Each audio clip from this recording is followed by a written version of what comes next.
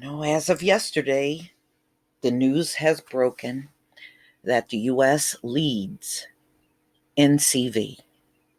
We're number one. We're number one. I guess this is not the way you want it to be number one, but you are.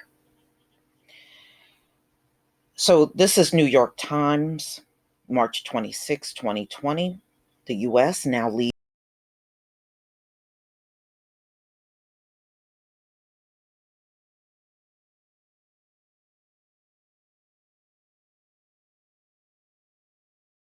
You got Trump getting on TV talking about we got fantastic doctors and fantastic nurses and fantastic hospitals and fantastic this and fantastic that. When we all know him and his administration have dropped the ball completely on this. They were told about this back in January. It was ample time to make preparations just in case it came to America. And people ignored it. They sat on it, they marinated on it, and tried to go on as if none of this mattered. And now you see it really does matter. It makes a huge difference between having plenty of tests in your country and having hardly any for a nation of 328 million people. It's a huge difference when your hospital has enough beds when a pandemic happens and one that does not. One thing about these other countries, they immediately set up makeshift hospitals away from their normal hospitals. They put these people all together in a whole different location. I think that's an excellent idea. And that should be done in the US. It shouldn't be a whole bunch of people flocking up to the hospital. It should be special facilities for people to go, get tested, and stay in quarantine if they need to be quarantined. But we are so behind, it's not even funny. I really feel sorry for these doctors and nurses out here because they're put in a situation where they have to help people, but don't even have the proper supplies to do it. Many of them are coming up sick. I check that every day. I check to see how many doctors and nurses, and I even came across a story on EMTs now getting it. See, whenever you have a job where you're coming in contact with people, it is inevitable for you to get this thing. It did not. Look at the short period of time between we heard about this thing in Wuhan and now America leads the world in the most cases. This was like, what, less than a month? I mean, but it shows you how fast this thing has moved around the whole planet. It just took weeks, not months, not years, weeks. And you still got the governors begging for ventilators and supplies. And my goodness, this thing is a disaster over here. But it now pulls the Band-Aid off. We don't want to hear no more talk about high IQs and how advanced you are in medicine and science. We don't want to hear nothing else about it. Keep it to yourself. Scientists warned the US someday would become the country's hardest hit by CV. That moment arrived on Thursday. In the United States, at least 81,321 people are known to have been infected with CV, including more than 1,000 deaths. I thought when I looked yesterday, I think it was like 1,132 deaths, something like that. More cases in China, Italy, and any other country has seen, according to data gathered by the New York Times. And the thing is, as long as there's not enough tests in the country, you really truly won't know what the real numbers are.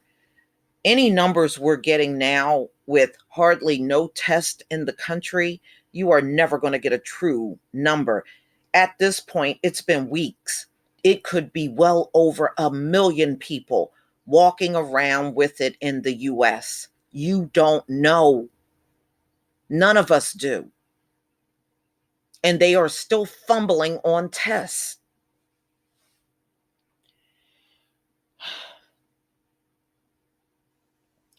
The Times is engaged in a comprehensive effort to track the details of every confirmed case in the United States, collecting information from federal, state, and local officials. With 330 million residents, the US is the world's third most populous nation, meaning it provides a vast pool of people who can potentially get CV. Mm-mm-mm. And it is sprawling, where states set their own policies, and the president has sent mixed messages about the scale of danger.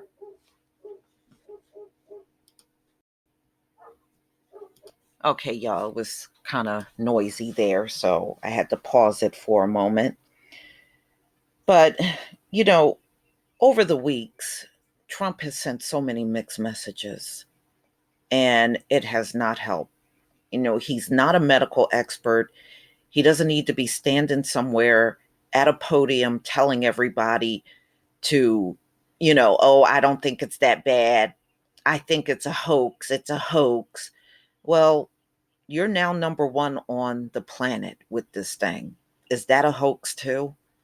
You know, there are many people sick and have died. And the only thing you folks that are sitting around calling everything a hoax, you're just going to get people killed.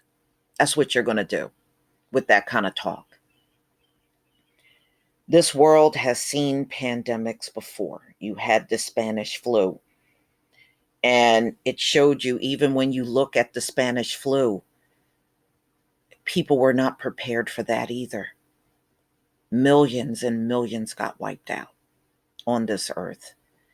When it comes down to pandemics, it's very difficult to contain. And by the time you do contain it, the damage is done.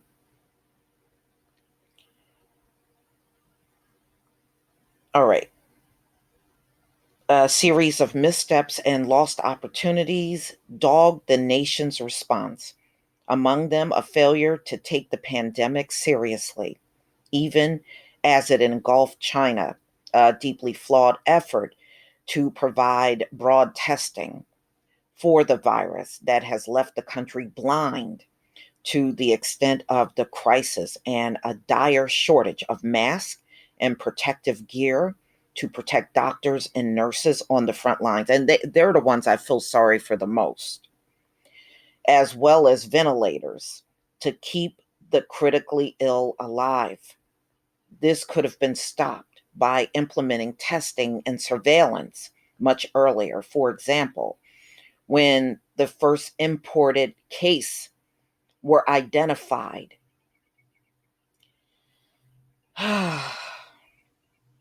You can't do that unless somebody, Trump or people in his administration, care. But you can clearly see Trump will try to lighten everything, and people in his administration, they try to tell you the truth. And it's been terrible going through that. It really is. It's just making people angry. That's all it's doing. If these are the cases we've confirmed, how many are we still missing exactly?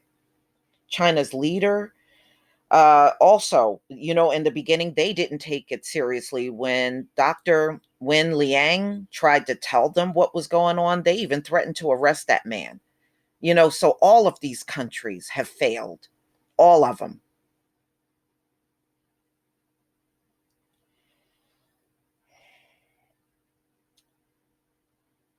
All right, so there are a lot of cases still in many parts of the earth: Singapore, Taiwan, South Korea, Japan.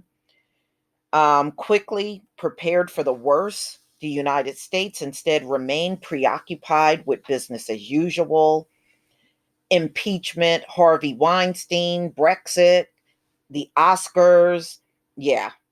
And all of that stuff should have taken a back seat to this.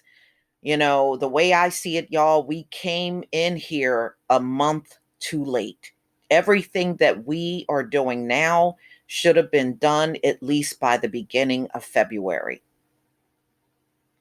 They knew CV was in the country as far back as January. So you did have a window to contain it. You did.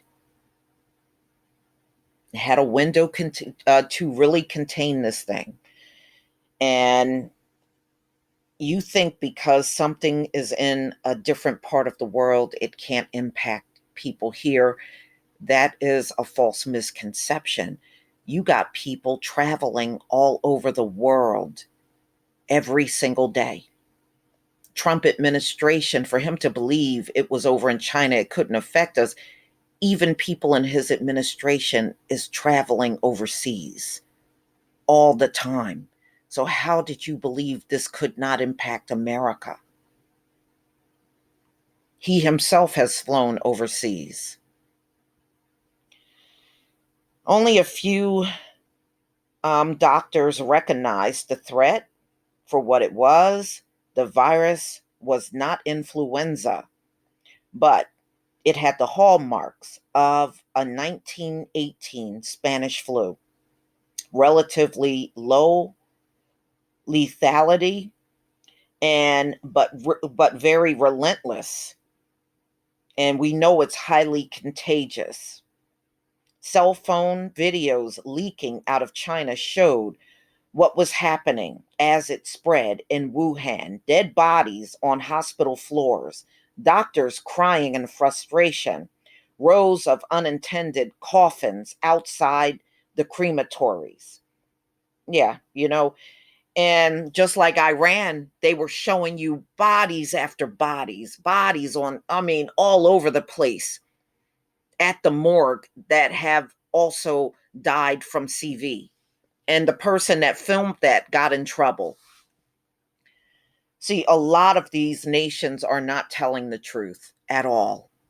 Many of them are not.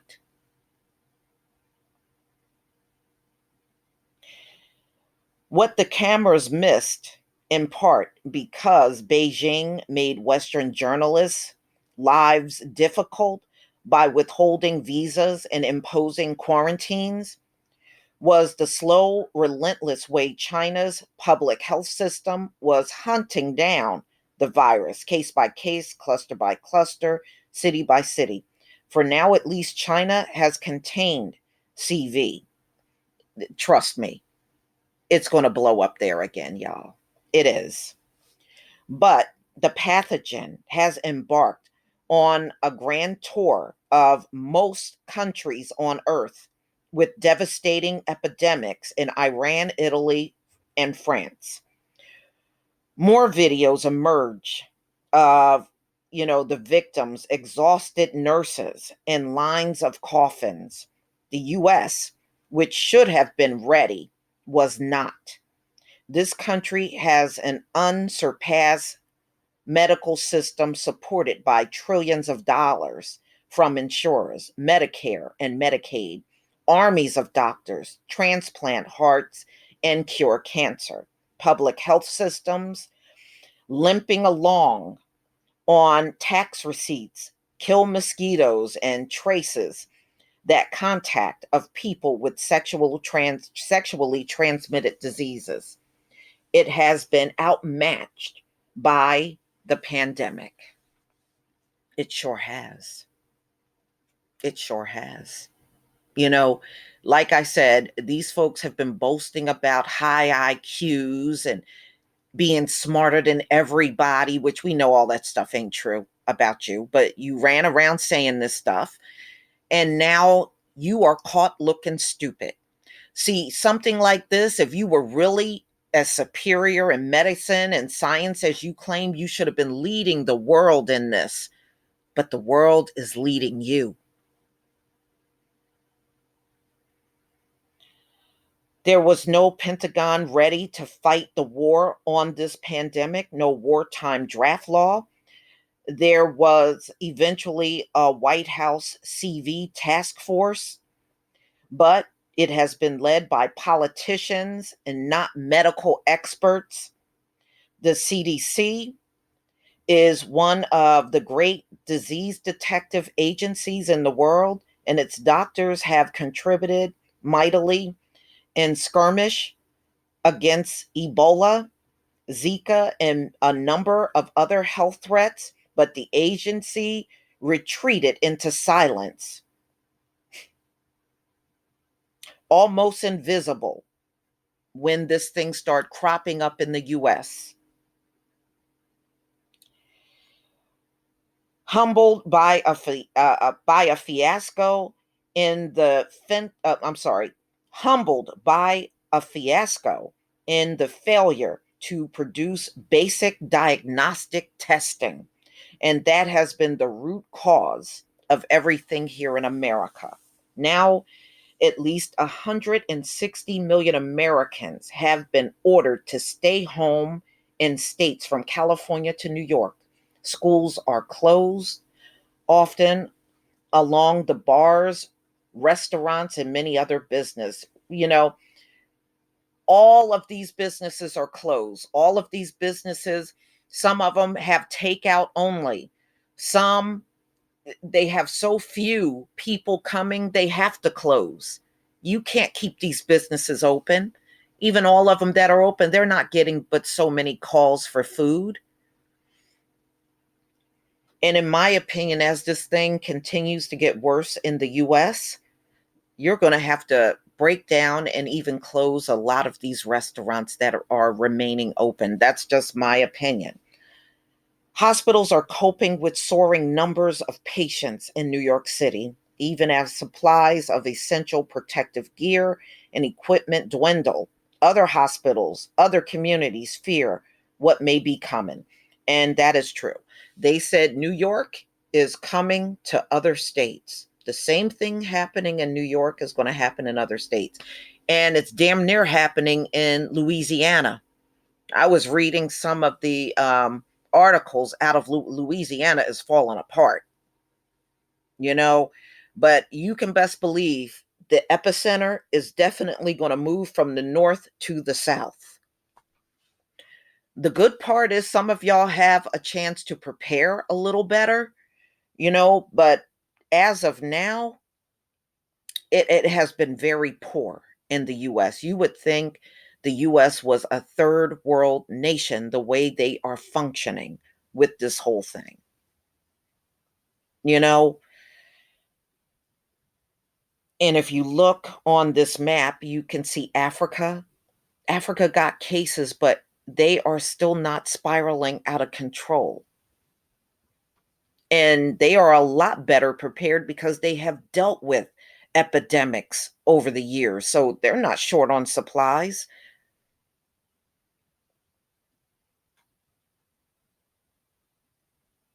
China could still stumble into a new round of contagion as its economy restarts.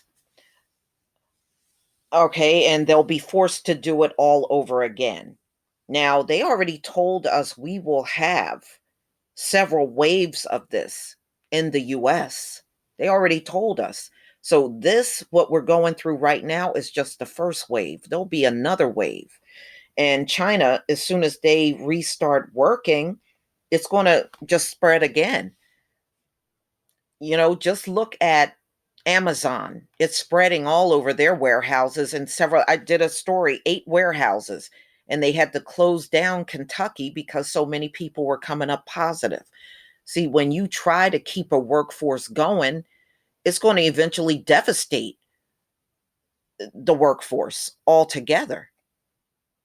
It's always going to be somebody walking in there. They may not show signs of it. They may not even come up positive, but they really have it. In the meantime, with the virus loose in the streets while millions of Americans huddle inside, when will it be safe to come out and go back to work? The virus will tell us, said Dr. William Schaefer. It sure will, because right now nobody got control of this thing. And we've seen how Wall Street has fallen apart over the last few weeks over this. It's been a mess. So now that America is number one in CV, let's see how long it's going to take them to get ventilators and all kinds of medical supplies that are needed and get facilities up to put these people so that they can stay in quarantine and get better. Let's see how fast it takes America, because right now, CV is America's Achilles heel. Big time. Please leave your comment and subscribe. Don't forget to hit on the notification bell, and I'll see you on the next video. Peace, family.